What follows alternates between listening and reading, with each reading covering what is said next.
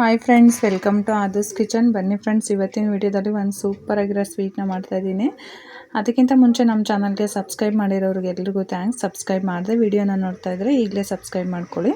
Video ನೋಡಿದ್ಮೇಲೆ ಒಂದು like ಮಾಡೋದನ್ನ ಮರಿಬೇಡಿ ಫ್ರೆಂಡ್ಸ್. ಹೀಗೆ ಯಾವಾಗಲೂ ಸಪೋರ್ಟ್ ಮಾಡ್ತಾಯಿರಿ. ನಾನಿವತ್ತು ಪೈನಾಪಲ್ ಹೋಳಿಗೆನ ಮಾಡ್ತಾಯಿದ್ದೀನಿ. ಇದು ತುಂಬಾ ರುಚಿಯಾಗಿರುತ್ತೆ. ಪೈನಾಪಲ್ ಹೋಳಿಗೆ ಮಾಡೋದು ಕೂಡ ತುಂಬಾ ಸುಲಭವಾಗಿ ಆರಾಮಾಗಿ ಮಾಡ್ಕೋಬೋದು. ಈಗ ಪೈನಾಪಲ್ ಹೋಳಿಗೆನ ಹೇಗೆ ಮಾಡೋದು ಅಂತ ನೋಡೋಣ. ನೋಡಿ, ನಾನಿಲ್ಲಿ ಪೈನಾಪಲ್ನ ಮುಂಚೆನೇ ಸಿಪ್ಪೆ ತೆಗೆದು ಇಟ್ಕೊಂಡಿದ್ದೀನಿ. ನಾನು 2 ಪೈನಾಪಲ್ದು ಹೋಳಿಗೆನ ಮಾಡ್ತಾಯಿದ್ದೀನಿ. ನೋಡಿ, ಪೈನಾಪಲ್ ಸಿಪ್ಪೆನೆಲ್ಲ ತೆಕ್ಕೊಂಡಾದಮೇಲೆ ಈ ಥರ ನೀಟಿಗೆ ಚಿಕ್ಕದಾಗಿ ಪೀಸ್ಗಳಾಗಿ ಕಟ್ ಮಾಡ್ಕೋಬೇಕು. ಪೈನಾಪಲ್ ಫ್ಲೇವರು ಕೂಡ ತುಂಬ ಚೆನ್ನಾಗಿರುತ್ತೆ ಹೋಳಿಗೆಗೆ. ನೋಡಿ, ಈ ಥರ ಸ್ವಲ್ಪ ಮೀಡಿಯಮ್ ಸೈಜಿಗೆ ಕಟ್ ಮಾಡ್ಕೊಳ್ಳಿ. ತುಂಬ ಚಿಕ್ಕದಾಗೆ ಕಟ್ ಮಾಡ್ಕೋಬೇಕು ಅಂತ ಏನಿಲ್ಲ, ಮೀಡಿಯಮ್ ಸೈಜಿಗೆ ಕಟ್ ಮಾಡ್ಕೊಳ್ಳಿ. ಪೈನಾಪಲ್ಲು ಚೆನ್ನಾಗಿ ಹಣ್ಣಾಗಿರಬೇಕು, ಕಾಯಿ ಥರ ಇರಬಾರ್ದು. ಚೆನ್ನಾಗಿ ಹಣ್ಣಾಗಿರೋ ಅಂಥ ಪೈನಾಪಲ್ನೇ ತೊಗೊಳ್ಳಿ. ನೋಡಿ, ಇದು ಪೂರ್ತಿ ಹಣ್ಣಾಗಿದೆ ಅಲ್ವಾ? ಈ ಥರ ಪೈನಾಪಲ್ ಚೆನ್ನಾಗಿ ಹಣ್ಣಾಗಿದ್ದರೆ ರುಚಿಯಾಗಿ ಚೆನ್ನಾಗಿರುತ್ತೆ. ನಾನಿಲ್ಲಿ 2 ಪೈನಾಪಲ್ಲು ಸಿಪ್ಪೆನ ತೆಗೆದಿಟ್ಕೊಂಡಿದ್ದೆ ಮುಂಚೆನೇ. 2 ಪೈನಾಪಲ್ನು ಕೂಡ ನಾನು ಚಿಕ್ಕದಾಗಿ ಈ ಥರ ಕಟ್ ಮಾಡ್ಕೊತಾ ಇದ್ದೀನಿ. 2 ಪೈನಾಪಲ್ಲು ನೀಟಾಗೆ ಕಟ್ ಮಾಡಿ ಇಟ್ಕೊತಾ ಇದ್ದೀನಿ. ಪೂರ್ತಿ ಚೆನ್ನಾಗಿ ಹಣ್ಣಾಗಿದ್ದರೆ ಪೈನಾಪಲ್ಲು ಹೋಳಿಗೆ ತುಂಬ ರುಚಿಯಾಗಿರುತ್ತೆ. ನಾನಿಲ್ಲಿ ಒಂದು ಬಟ್ಲಿಗೆ ಪೈನಾಪಲ್ ಕಟ್ ಮಾಡಿರೋ ಅಂಥ ಪೀಸ್ಗಳನ್ನ ಮೆಜರ್ಮೆಂಟ್ ಮಾಡ್ಕೊಳ್ಳೋದಕ್ಕೋಸ್ಕರ ನಾನಿಲ್ಲಿ ಬೌಲಿಗೆ ಹಾಕಿ ತೋರಿಸ್ತಾ ಇದ್ದೀನಿ ನಿಮಗೆ. ನೋಡಿ, ನಾನೊಂದು ದೊಡ್ಡ ಬೌಲ್ನ ತೊಗೊಂಡಿದ್ದೀನಿ. ಆ ಬೌಲಲ್ಲಿ 1 ಬೌಲ್ ಆಗೋವಷ್ಟು ಪೈನಾಪಲ್ ಇದೆ. ಅಂದರೆ ಫುಲ್ಲು ಬೌಲ್ ತುಂಬಿ ಮೇಲ್ವರೆಗೂ ಬಂದಿದೆ ಫುಲ್ಲು ಪೈನಾಪಲ್ಲು. ನೀವು ಬೌಲ್ ಸಮಕ್ಕೆ ಹಾಕೋತೀರಾ ಅಂದರೆ 1/4 ಕಪ್ಪಷ್ಟು ಇದೆ. ನೋಡಿ, ಫುಲ್ಲು ಮೇಲೆ ಫುಲ್ಲು ಫಿಲ್ ಆಗೋ ಥರ ಆದರೆ 1 ಬೌಲ್ ಕರೆಕ್ಟಾಗಿದೆ. ನಾನಿಲ್ಲಿ ಸ್ವಲ್ಪ ನೀರನ್ನು ಸೇರಿಸ್ತಾ ಇದ್ದೀನಿ. ಅಂದರೆ ಪೈನಾಪಲ್ ಸ್ವಲ್ಪ ಮುಳುಗೋವಷ್ಟು ನೀರನ್ನು ಹಾಕ್ಕೊಳ್ಳಿ. ಪೈನಾಪಲ್ ಚೆನ್ನಾಗಿ ಸಾಫ್ಟಾಗಿ ಬೇಯಬೇಕು, ಆವಾಗ ನಿಮಗೆ ಅದು ರುಬ್ಲಿಕ್ಕೆ ಚೆನ್ನಾಗಿ ಬರುತ್ತೆ. ಈ ಥರ ಕುದಿಲಿಕ್ಕೆ ಸ್ಟಾರ್ಟ್ ಆದಮೇಲೆ ನೀವು ಒಂದು 5 ನಿಮಿಷ ಬೇಯಿಸ್ಕೋಬೇಕಾಗುತ್ತೆ ಪೈನಾಪಲ್ನ.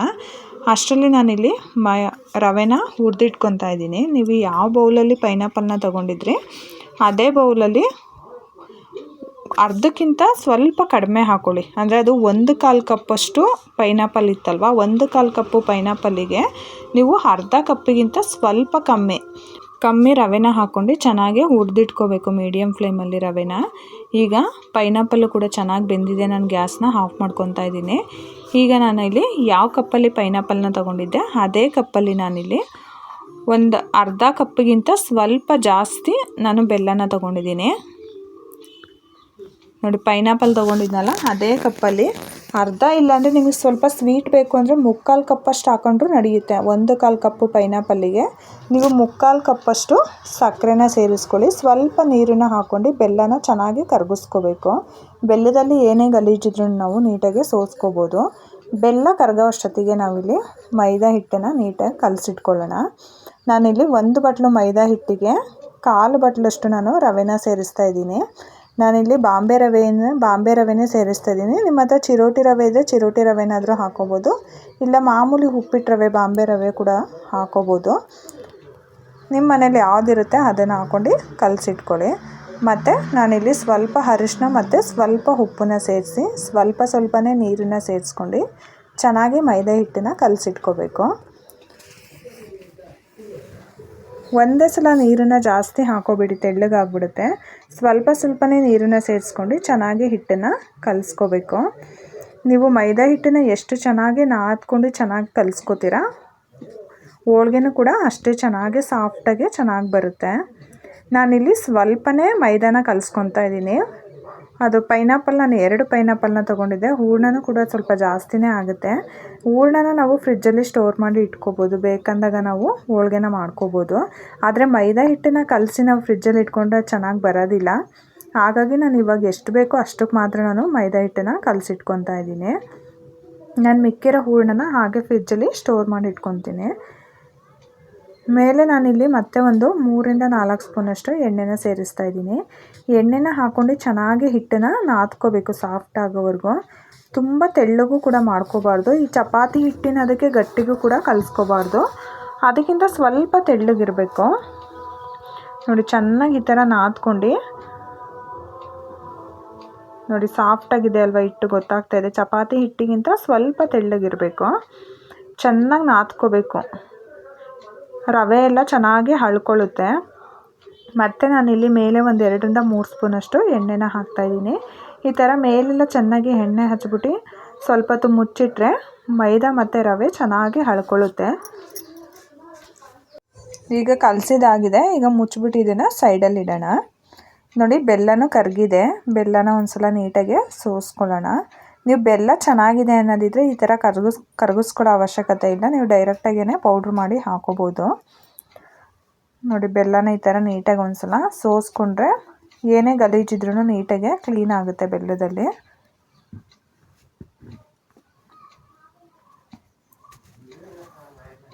ಇದು ಪೈನಾಪಲ್ ಹೋಳಿಗೆ ಸ್ವಲ್ಪ ಸೀನೇ ಇರಬೇಕು. ಯಾಕಂದರೆ ಪೈನಾಪಲಲ್ಲಿ ಸ್ವಲ್ಪ ಹುಳಿ ಅಂಶ ಇರುತ್ತಲ್ವ, ಹಾಗಾಗಿ ನೀವು ಸ್ವಲ್ಪ ಬೆಲ್ಲನ ಜಾಸ್ತಿ ಹಾಕ್ಕೊಂಡ್ರೆ ರುಚಿಯಾಗಿರುತ್ತೆ. ನೀವು ಸ್ವೀಟ್ ಕಮ್ಮಿ ತಿಂತೀರಾ ಅನ್ನೋದಿದ್ರೆ ನೀವು ಕಡಿಮೆ ಕೂಡ ಹಾಕೋಬೋದು. ನಾನಿಲ್ಲಿ ಪೈನಾಪಲ್ ತೊಗೊಂಡಿದ್ನಲ್ಲ ಅದೇ ಕಪ್ಪಲ್ಲಿ ಒಂದು ಅರ್ಧ ಕಪ್ಪಷ್ಟು ನಾನು ಹಸಿ ತೆಂಗಿನಕಾಯಿ ತುರಿನ ತೊಗೊಂಡಿದ್ದೀನಿ. ಅಂದರೆ ನಾನಿಲ್ಲಿ ಒಂದು ಮೀಡಿಯಮ್ ಸೈಜು ಒಂದು ತೆಂಗಿನಕಾಯಿನ ಪೂರ್ತಿ ಹಾಕಿದ್ದೀನಿ. ಒಂದು ತೆಂಗಿನಕಾಯಿ 2 ಪೈನಾಪಲ್ಗೆ ಒಂದು ತೆಂಗಿನಕಾಯಿ ಪೂರ್ತಿ ಹಾಕಿದ್ದೀನಿ ನಾನು. ಒಂದು ಸಲ ಇದನ್ನು ತರಿಯಾಗಿ ಚೆನ್ನಾಗಿ ರುಬ್ಕೊಳ್ಳಿ. ಅದಕ್ಕೆ ನಾನಿಲ್ಲಿ ಒಂದು 4 ಏಲಕ್ಕಿನ ಸೇರಿಸ್ತಾ ಇದ್ದೀನಿ. ಮತ್ತು ಸ್ವಲ್ಪ ಒಣಶುಂಠಿ ಪೌಡ್ರನ್ನು ಕೂಡ ನಾನು ಹಾಕ್ಕೊತಾ ಇದ್ದೀನಿ. ನಾನು ಪೌಡ್ರೇ ಇತ್ತು ಅನ್ನೋದಕ್ಕೋಸ್ಕರ ಒಣಶುಂಠಿ ಪೌಡ್ರನ್ನ ಸೇರಿಸ್ತಾ ಇದ್ದೀನಿ. ಮತ್ತು ನಾನಿಲ್ಲಿ ಆಗಲೇ ನಾವು ಬೇಯಿಸಿಟ್ಕೊಂಡ್ವಲ್ಲ ಪೈನಾಪಲ್ಲು, ಅದನ್ನು ಕೂಡ ನಾನಿಲ್ಲಿ ನೀರನ್ನು ಸೋರಿಸಿ ರುಬ್ಬಕ್ಕೆ ಹಾಕ್ಕೊತಾ ಇದ್ದೀನಿ. ನೀರನ್ನು ಸೇರಿಸ್ಬಾರ್ದು ರುಬ್ಬೋದಕ್ಕೆ, ಹಾಗೇ ರುಬ್ಕೋಬೇಕು ನೀವು ಹೂರ್ಣಕ್ಕೆ. ನೋಡಿ ಫುಲ್ಲು ನುಣ್ಣಗೆ ನಾನು ಕಾಯಿ ಮತ್ತು ಪೈನಾಪಲ್ಲು ಮತ್ತು ಏಲಕ್ಕಿ ಶುಂಠಿ ಎಲ್ಲದನ್ನು ಸೇರಿಸಿ ಫುಲ್ಲು ನೈಸಿಗೆ ನಾನಿಲ್ಲಿ ರುಬ್ಕೊಂಡಿದ್ದೀನಿ. ನಾನು ಬೆಲ್ಲನ ಸೋಸಿ ಒಂದು ಬಾಣಲಿಗೆ ಹಾಕ್ಕೊಂಡಿದ್ನಲ್ಲ ಅದೇ ಬಾಣಲಿಗೆ ನಾನು ಈಗ ರುಬ್ಕೊಂಡಿರೋಂಥ ಮಿಶ್ರಣನೂ ಕೂಡ ಹಾಕ್ತಾಯಿದ್ದೀನಿ. ಈಗ ಇದನ್ನು ಮೀಡಿಯಮ್ ಫ್ಲೇಮಲ್ಲಿ ಇಟ್ಕೊಳ್ಳಿ. ಅಂದರೆ ತಳ ದಪ್ಪ ಇರೋ ಅಂಥ ಬಾಣಲಿ ಅಥವಾ ಪಾತ್ರೆನೇ ಇಟ್ಕೊಳ್ಳಿ, ಇಲ್ಲಾಂದರೆ ಬೇಗ ತಳ ಹಿಡಿದ್ಬಿಡುತ್ತೆ. ನೀಟಾಗಿ ಈ ಥರ ಮಿಕ್ಸ್ ಮಾಡ್ಕೋಬೇಕು. ಇದು ಎಲ್ಲ ಹೊಂದ್ಕೋಬೇಕು ನೀಟಾಗೆ, ತಳ ಬಿಟ್ಟು ಚೆನ್ನಾಗಿ ಒಂದು ಕಡೆ ನೀಟಾಗೆ ತಳ ಬಿಡಬೇಕು. ಅಲ್ಲಿವರೆಗೂ ನೀವು ಇದನ್ನು ತಿರುಗಿಸ್ತಾನೇ ಇರಬೇಕು. ನಾವು ಕಾಯಿ ಹೋಳಿಗೆ ಮಾಡೋಕ್ಕೆಲ್ಲ ಹೆಂಗೆ ಹೊಂದಿಸ್ಕೊತೀವಲ್ವ ತಿರುಗಿಸ್ಕೊಂಡು, ಅದೇ ರೀತಿ ಇದು ತೆಳ್ಳಗಿದೆ ಅಲ್ವ, ಈಗ ಫುಲ್ಲು ಗಟ್ಟಿಗೆ ಆಗಬೇಕು. ಅಲ್ಲಿವರೆಗೂ ನೀವು ತಿರುಗಿಸ್ಕೊತಾನೇ ಇರಬೇಕು. ಉರಿ ಜಾಸ್ತಿ ಇಟ್ಕೋಬಾರ್ದು, ಮೀಡಿಯಮ್ ಫ್ಲೇಮಲ್ಲೇ ಇಟ್ಕೊಂಡು ಮಾಡ್ಕೋಬೇಕು. ಉರಿ ಜಾಸ್ತಿ ಇದ್ದರೆ ಬೇಗ ತಳ ಹಿಡಿದ್ಬಿಡುತ್ತೆ. ತಳ ಹಿಡಿದ್ರೆ ಅದು ಟೇಸ್ಟೇ ಕೂಡ ಚೇಂಜ್ ಆಗಿಬಿಡುತ್ತೆ.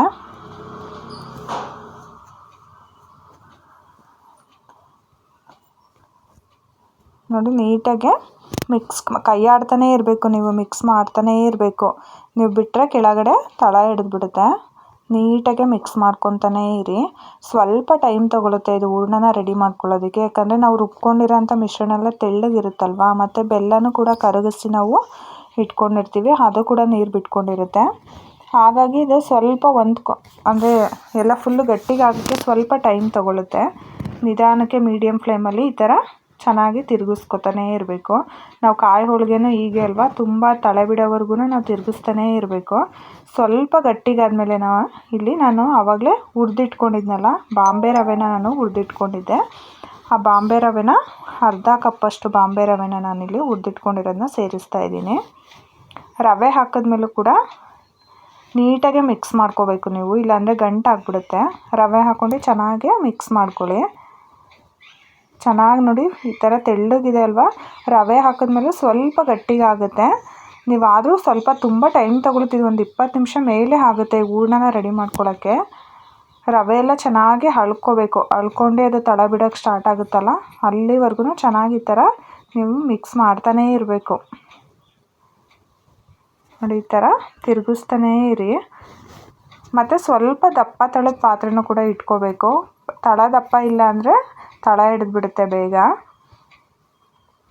ನೋಡಿ ಕಾಣಿಸ್ತಿದೆ ಅಲ್ವಾ, ಆವಾಗಲೇ ಎಷ್ಟು ತೆಳ್ಳಗಿತ್ತಲ್ವ, ಈಗ ಸ್ವಲ್ಪ ಗಟ್ಟಿಯಾಗಿದೆ ನೋಡಿ. ಇನ್ನೂ ಗಟ್ಟಿ ಹಾಕಬೇಕಿದು, ತಟ್ಟಕ್ಕೆ ಬರಲ್ಲ ಈ ಥರ ತೆಳ್ಳಗಿದ್ರೆ.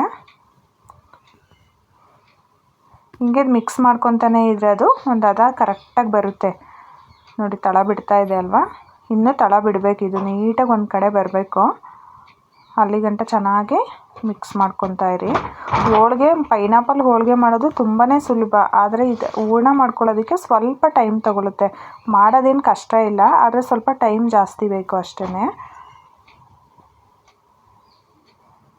ನೋಡಿ, ಇವಾಗ ಪೈನಾಪಲ್ ಸೀಸನ್ ಆಗಿರೋದ್ರಿಂದ ಆರಾಮಾಗಿ ನೀವು ಯಾವಾಗಲೂ ಬೇಳೆ ಹೋಳಿಗೆನೇ ತಿಂದು ತಿಂದು ಬೇಜಾರಾಗಿರುತ್ತಲ್ವ, ಆವಾಗ ಫಾರ್ ಚೇಂಜ್ ಅನ್ನೋ ಥರ ಡಿಫ್ರೆಂಟಾಗಿ ಪೈನಾಪಲ್ ಹೋಳಿಗೆನ ಮನೇಲೇ ಈಸಿಯಾಗಿ ಮಾಡ್ಕೋಬೋದು. ನೋಡಿ, ಗಟ್ಟಿ ಆಗ್ತಾಯಿದೆ ಅಲ್ವಾ, ನಿಮಗೆ ಕಾಣಿಸ್ತಿದೆ. ಆವಾಗ ಎಷ್ಟು ತೆಳ್ಳಗಿತ್ತಲ್ವ, ನೋಡಿ ಎಷ್ಟು ಗಟ್ಟಿ ಬಂದಿದೆ. ತಳದಲ್ಲೂ ಕೂಡ ಚೂರು ಅಂಟ್ಕೊತಾ ಇಲ್ಲ. ನೋಡಿ ತಳ ಎಷ್ಟು ಚೆನ್ನಾಗಿ ಬಿಡ್ತಾ ಇದೆ ಅಲ್ವಾ. ಇನ್ನೂ ಸ್ವಲ್ಪ ಹಾಕಬೇಕು, ಇನ್ನೂ ಸ್ವಲ್ಪ ಗಟ್ಟಿ ಆದರೆ ಇದು ಕರೆಕ್ಟಾಗಿ ಬರುತ್ತೆ. ನೋಡಿ, ಚೆನ್ನಾಗಿ ಈ ಥರ ಮಿಕ್ಸ್ ಮಾಡ್ಕೊಳ್ಳಿ. ನೀವು ಹೂರಣ ಚೆನ್ನಾಗಿ ಬಂದರೆ ಹೋಳಿಗೆನೂ ಕೂಡ ತುಂಬ ಚೆನ್ನಾಗಿ ಬರುತ್ತೆ. ನೋಡಿ, ತಳ ಎಲ್ಲ ಬಿಡ್ತಾ ಇದೆ. ಇನ್ನೊಂದು 5 ನಿಮಿಷ ಮೀಡಿಯಮ್ ಫ್ಲೇಮಲ್ಲಿ ಫ್ರೈ ಮಾಡಿಕೊಂಡ್ರೆ ಸಾಕು. ನೋಡಿ, ಫುಲ್ಲು ಗಟ್ಟಿಗೆ ಆಗಿದೆ.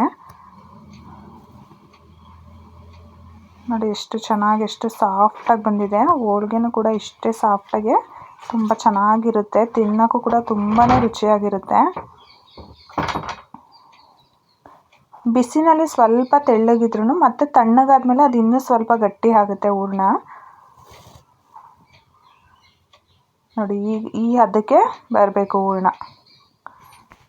ನೋಡಿ, ಫುಲ್ಲು ತಳ ಬಿಟ್ಟಿದೆ ಅಲ್ವಾ. ನೋಡಿ, ಒಂದು ಕಡೆ ನೀಟಾಗಿ ತಳ ಬಿಟ್ಟು ಬರ್ತಾ ಇದೆ ಅಲ್ವಾ. ಇಷ್ಟು ಬಂದರೆ ಸಾಕು, ಹೂರಣ ರೆಡಿಯಾಗಿದೆ ಅಂತ. ನೋಡಿ, ಕರೆಕ್ಟಾಗಿ ಬಂದಿದೆ ಹದ. ರವೆನೂ ಕೂಡ ಚೆನ್ನಾಗಿ ಹಳ್ಕೊಂಡಿದೆ, ರವೆ ಎಲ್ಲ ಹಳ್ಕೊಂಡಿದೆ. ನೋಡಿ, ನೀಟಾಗಿ ತಳ ಬಿಟ್ಟಿದೆ ಅಲ್ವಾ. ಇಷ್ಟ ಆದರೆ ಸಾಕು. ನಾನೀಗ ಗ್ಯಾಸ್ನ ಆಫ್ ಮಾಡ್ಕೊತಾ ಇದ್ದೀನಿ. ಇದು ಸ್ವಲ್ಪ ತಣ್ಣಗೆ ಹಾಕಬೇಕು ಹೂರಣ. ತಣ್ಣಗಾದ್ಮೇಲೆ ಇನ್ನೂ ಸ್ವಲ್ಪ ಗಟ್ಟಿ ಆಗುತ್ತೆ. ನಾನು ಆಗಲೇ ಮೈದಾನ ಕಲಸಿಟ್ಟಿದ್ದೆ ಅಲ್ವಾ, ಮೈದಾನೂ ಕೂಡ ಚೆನ್ನಾಗಿ ನೆಂದಿದೆ.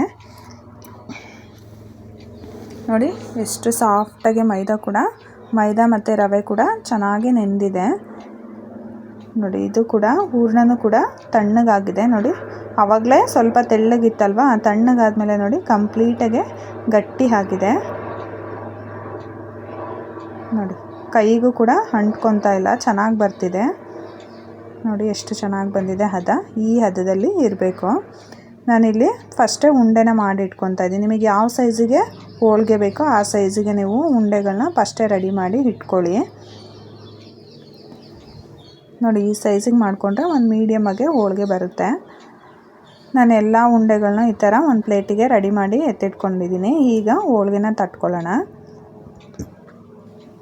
ನೀವು ಸ್ಲ್ಯಾಬ್ ಮೇಲೆ ಬೇಕಾದ್ರೂ ತಟ್ಕೊಬೋದು, ಇಲ್ಲಾಂದರೆ ಚಪಾತಿ ಮಣೆ ಮೇಲೆ ಬೇಕಾದ್ರೂ ತಟ್ಕೊಬೋದು. ನಾನಿಲ್ಲಿ ಒಂದು ಪ್ಲಾಸ್ಟಿಕ್ ಕವರ್ನ ಕಟ್ ಮಾಡಿ ಇಟ್ಕೊಂಡಿದ್ದೀನಿ.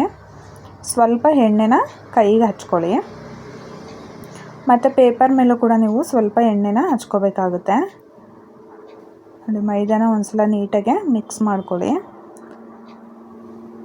ನೀವು ಕೈಗೆ ಎಣ್ಣೆ ಹಚ್ಕೊಂಡು ಮೈದಾನ ಕಲಸೋದ್ರಿಂದ ಚೆನ್ನಾಗಿ ನೆಂದಿರುತ್ತಲ್ವ, ಅದು ಕೈಗೆ ಅಂಟ್ಕೊಳ್ಳಲ್ಲ ಮೈದಾ.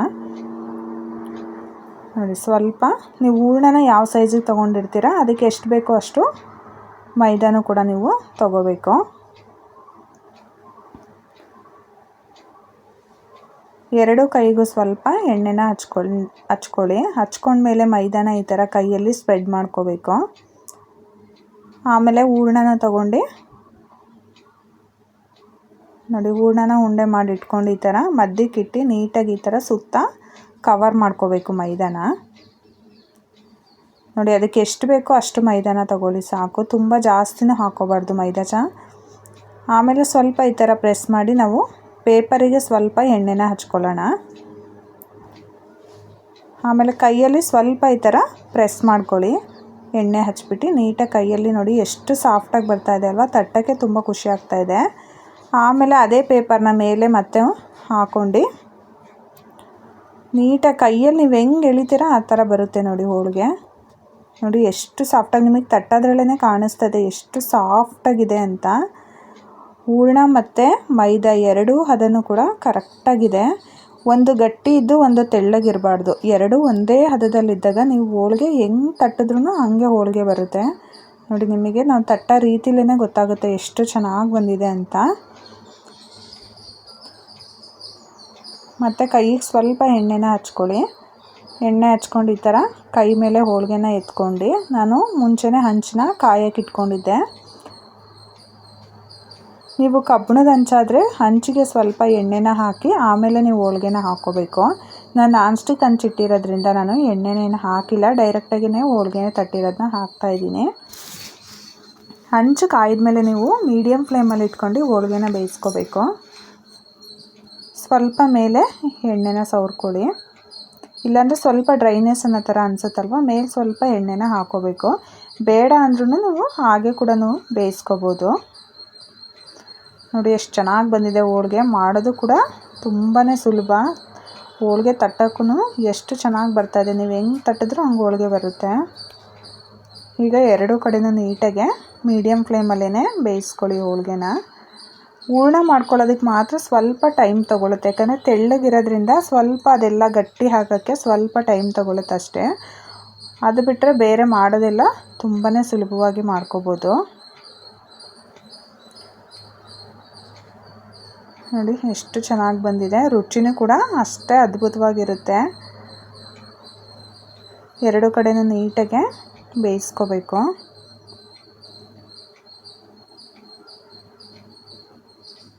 ನೋಡಿ ನೀಟಾಗಿ ಉಬ್ತಾ ಇದೆ ಅಲ್ವಾ, ಕಾಣಿಸ್ತಾ ಇದೆ ನಿಮಗೆ, ಉಬ್ಬಿ ಬರ್ತಾಯಿದೆ ಹೋಳಿಗೆ. ಈಗ ನೋಡಿ ಇಷ್ಟು ಬೇಯಿಸ್ಕೊಂಡ್ರೆ ಸಾಕು. ಇದನ್ನು ನಾನಿಲ್ಲಿ ಒಂದು ಪ್ಲೇಟಿಗೆ ತೆಗೆದಿಟ್ಕೊತಾ ಇದ್ದೀನಿ. ನೀವು ಒಂದೇ ಸಲ ಹೋಳಿಗೆ ತಟ್ಟುವಾಗ ಎಲ್ಲ ಬಿಸಿ ಬಿಸಿನೇ ಒಂದೇ ಪ್ಲೇಟಿಗೆ ಹಾಕ್ಕೋಬಾರ್ದು. ಒಂದು ಪ್ಲೇಟಿಗೆ ಹಾಕೊಂಡ್ಮೇಲೆ ಮತ್ತೆ ಅದು ಸ್ವಲ್ಪ ತಣ್ಣಗಾದ್ಮೇಲೆ ಇನ್ನೊಂದು ಪ್ಲೇಟಿಗೆ ಒಂದ್ರ ಮೇಲೆ ಒಂದು ಹಾಕಿದ್ರೂ ಕೂಡ ನೀವು ಅಂಟ್ಕೊಳ್ಳಲ್ಲ. ಬಿಸಿ ಬಿಸಿನೇ ನೀವು ಒಂದೇ ಪ್ಲೇಟಿಗೆ ಒಂದ್ರ ಮೇಲೆ ಒಂದು ಹಾಕಿದ್ರೆ ಅಂಟ್ಕೊಂಡ್ಬಿಡುತ್ತೆ. ನೋಡಿ ಮತ್ತೆ ಇನ್ನೊಂದು ಹೋಳಿಗೆನೂ ಕೂಡ ನಾನು ತಟ್ಟಿ ತೋರಿಸ್ತಾ ಇದ್ದೀನಿ. ಈ ಥರ ಮೈದಾನೆಲ್ಲ ಚೆನ್ನಾಗಿ ಫಿಲ್ ಮಾಡ್ಕೊಂಡು ಸುತ್ತ ಒಂದು ಸಲ ಈ ಥರ ನೀಟಾಗೆ ಪ್ರೆಸ್ ಮಾಡ್ಕೊಳ್ಳಿ. ಆಮೇಲೆ ಕವರಿಗೆ ಸ್ವಲ್ಪ ಎಣ್ಣೆನ ಹಚ್ಕೊಂಡು ಕೈಯಲ್ಲಿ ಸ್ವಲ್ಪ ಸ್ಪ್ರೆಡ್ ಮಾಡ್ಕೊಂಡು ಆದಮೇಲೆ ಎಣ್ಣೆ ಹಚ್ಕೊಂಡು ಮತ್ತು ಹೋಳಿಗೆ ಮೇಲೆ ಪ್ಲಾಸ್ಟಿಕ್ ಪೇಪರ್ನ ಹಾಕಿ ನೋಡಿ ನೀಟಾಗಿ ಈ ಥರ ನೋಡಿ ಎಷ್ಟು ಸಾಫ್ಟ್ ಇದೆ ಅಲ್ವಾ, ನಿಮಗೆ ಗೊತ್ತಾಗ್ತಾ ಇದೆ ತಟ್ಟೋದ್ರಲ್ಲೇ. ಸ್ವಲ್ಪ ಸ್ಪ್ರೆಡ್ ಮಾಡಿ ತಟ್ಕೊಂಡು ಆದಮೇಲೆ ನೋಡಿ ನೀವು ಯಾವ ಕಡೆ ಬೇಕಾದರೂ ಎಳಿಬೋದು. ಯಾವ ಕಡೆ ನೋಡಿ ಎಷ್ಟು ತೆಳ್ಳಗೆ ಬೇಕಾದ್ರೂ ನೀವು ಈಸಿಯಾಗಿ ಮಾಡ್ಕೋಬೋದು. ನೋಡಿ ಎಷ್ಟು ಚೆನ್ನಾಗಿ ಬರ್ತಿದೆ. ಈ ಥರ ಎಲ್ಲ ಅದ ಕರೆಕ್ಟಾಗಿದ್ದು ಮಾಡೋದು ಚೆನ್ನಾಗಿ ಬಂದರೆ ಎಷ್ಟು ಹೋಳಿಗೆ ಮಾಡಿದ್ರೂ ಕೂಡ ಬೇಜಾರಾಗೋದಿಲ್ಲ. ನೋಡಿ ಇಷ್ಟೇ. ನೋಡಿ ಒಂದು 2-3 ಸೆಕೆಂಡ್ಸಲ್ಲೇ ಹೋಳಿಗೆನ ತಟ್ಬಿಡ್ಬೋದು, ಅಷ್ಟು ಫಾಸ್ಟಾಗಿ ಆಗುತ್ತೆ. ಮತ್ತು ಕೈಗೆ ಸ್ವಲ್ಪ ಎಣ್ಣೆನ ಹಚ್ಕೊಂಡು ಈ ಥರ ಪೇಪರಿಂದ ತೆಕ್ಕೊಂಡು ಹಂಚ ಮೇಲೆ ಹಾಕ್ಕೊಳ್ಳಿ. ಉರಿನೂ ಕೂಡ ನೀವು ಜಾಸ್ತಿ ಇಟ್ಕೋಬಾರ್ದು, ಉರಿ ಜಾಸ್ತಿ ಇಟ್ಕೊಂಡ್ರೆ ಹೋಳಿಗೆ ಸೀದ್ಬಿಡುತ್ತೆ. ಮೇಲೆ ಸ್ವಲ್ಪ ಎಣ್ಣೆನ ಹಚ್ಚಿ ಎರಡೂ ಕಡೆನೂ ನೀಟಾಗೆ ಬೇಯಿಸ್ಕೋಬೇಕು ಹೋಳಿಗೆನ.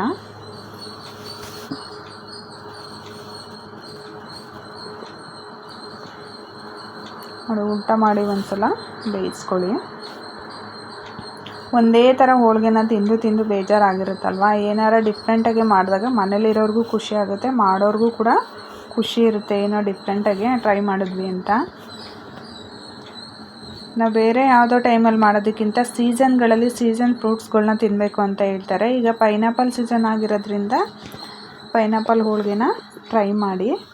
ಮನೇಲಂತೂ ಎಲ್ರಿಗೂ ತುಂಬಾ ಇಷ್ಟ ಆಗುತ್ತೆ. ನೋಡಿ ಎರಡೂ ಕಡೆಯೂ ಬೆಂದಿದೆ. ಎರಡೂ ಕಡೆ ಬೆಂದ ಮೇಲೆ ನಾನಿಲ್ಲಿ ಪ್ಲೇಟಿಗೆ ತೆಕ್ಕೊತಾ ಇದ್ದೀನಿ. ನೋಡಿ ಮಾಡೋದು ತುಂಬಾ ಸುಲಭ. ನೀವು ಒಂದ್ಸಲ ಮಿಸ್ ಮಾಡದೆ ಪೈನಾಪಲ್ ಹೋಳಿಗೆನ ಮಾಡಿ ಹೇಗಿತ್ತು ಅಂತ ಕಮೆಂಟ್ ಮಾಡಿ ತಿಳಿಸಿ. ವಿಡಿಯೋ ಇಷ್ಟ ಆಗಿದರೆ ನಿಮ್ಮ ಫ್ಯಾಮಿಲಿ ಫ್ರೆಂಡ್ಸಿಗೂ ಕೂಡ ಶೇರ್ ಮಾಡಿ. ಮತ್ತೆ ಒಂದು ಹೊಸ ರೆಸಿಪಿ ಜೊತೆ ಮುಂದಿನ ವಿಡಿಯೋದಲ್ಲಿ ಸಿಗ್ತೀನಿ. Thank you for watching. ಈ ವಿಡಿಯೋ ನಿಮಗೆ ಇಷ್ಟ ಆಗಿದ್ರೆ ಲೈಕ್ ಮಾಡಿ, ಶೇರ್ ಮಾಡಿ, ಸಬ್ಸ್ಕ್ರೈಬ್ ಮಾಡಿ, ಮತ್ತೆ ಬೆಲ್ ಹೊಡೆಯೋದನ್ನ ಮರಿಬೇಡಿ.